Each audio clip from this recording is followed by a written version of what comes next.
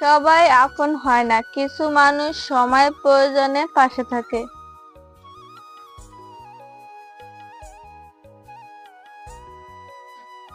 হৃদয় ভাঙার পরও যে মানুষ হাসতে পারে তারাই আসল জীবনের যোদ্ধা।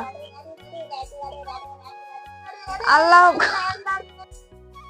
আল্লাহ কখনো বান্দার ধৈর্যের পরীক্ষা নেন, কিন্তু ধৈর্যের পর আল্লাহ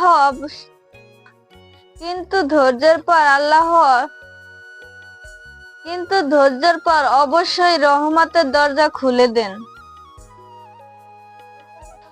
যাকে ভালোবাসা যায় তার জন্য নিজের কষ্ট হাসি মুখে মেনে নেওয়া যায়।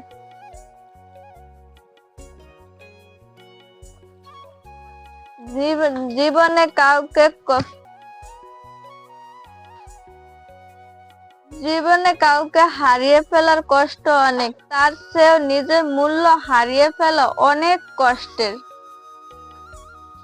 যত অন্ধকার হোক ফজরের আলো ঠিকই আসে, তেমনি কষ্টের পরও সুখ আসে ইনশাআল্লাহ।